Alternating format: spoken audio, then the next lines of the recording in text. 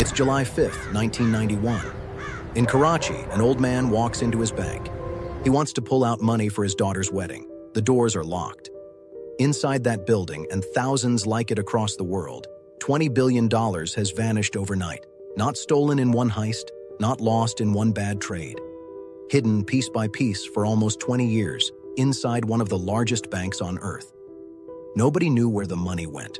Not the regulators, not the depositors, not even some of the bank's own staff. This is the story of how one man built a bank designed to hide money for anyone who needed it hidden, and how it all came crashing down. In 1972, a Pakistani banker named Aga Hassan Abedi opens a new bank. He calls it the Bank of Credit and Commerce International, BCCI for short. Abedi is charming, he's smart, and he has a big idea. He wants to build a bank for the developing world, a bank that treats people in Pakistan, Nigeria, and the Gulf states the same way Western banks treat their richest clients. It works. By 1982, BCCI has over 400 branches in 78 countries. Assets top $20 billion. People call it the 7th largest private bank on the planet. Abedi becomes a celebrity. World leaders want to meet him. Wealthy families trust him with their savings. On paper, BCCI looks like a success story from the developing world, beating Western banks at their own game. But the bank has a second business, one that never shows up in the annual report. The cracks start early, in the late 1970s. One of BCCI's biggest borrowers, a shipping group in the Gulf, is close to bankruptcy. Instead of letting the loan fail, BCCI does something else. It quietly pours more money into the shipping company. Then it hides the bad loan by rewriting the books. This is the first move, and it works. Nobody outside a small circle at the bank knows the loan was ever in trouble, so they do it again and again. Over the next several years, BCCI builds a habit. When a loan goes bad, don't report it, cover it with a new one, and hide the difference in a fake transaction. By the 1980s, this habit becomes a system. BCCI's most secret division, insiders call it the Black Network, starts moving money through a maze of shell companies and hidden accounts spread across Panama, the Cayman Islands, Luxembourg, and the Gulf. The bank doesn't just hide its own bad debts anymore. It starts serving other clients who need money hidden too. Panama's Manuel Noriega banks with BCCI. So does Colombia's drug cartels. Arms dealers move money through its branches. Even intelligence agencies, including America's own CIA, use BCCI accounts to fund covert operations because no other bank asks fewer questions. Every year, the hidden hole inside BCCI's balance sheet gets bigger. And every year, the fake profits reported to depositors get harder to explain, if anyone ever looks closely enough. Here's how the machine works, in simple terms. BCCI doesn't operate under one country's rules. It's registered in Luxembourg, headquartered in London, run out of Karachi and Abu Dhabi, licensed to operate almost everywhere. That means no single regulator ever sees the whole picture. British regulators only see the London branch. Luxembourg only sees the paperwork filed there. Auditors in one country don't talk to auditors in another. BCCI uses this gap on purpose.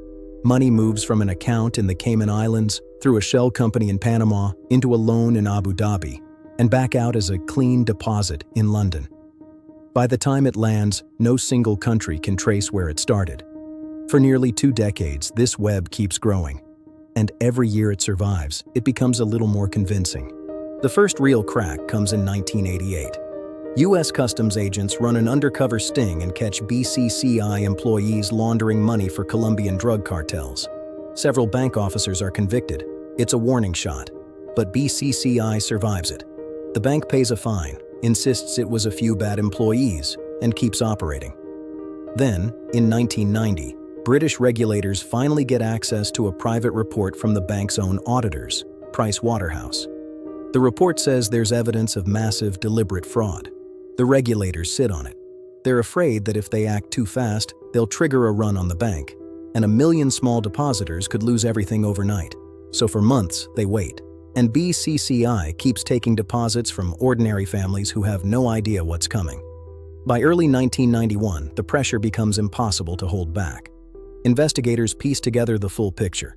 Fake loans, hidden losses, and a shadow bank inside the real one, moving money through country after country to stay one step ahead of anyone watching. On July 5, 1991, regulators in 7 countries move at the same time.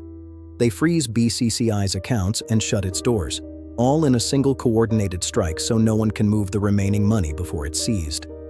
More than 1 million depositors, most of them ordinary people across the developing world, suddenly can't reach their own savings.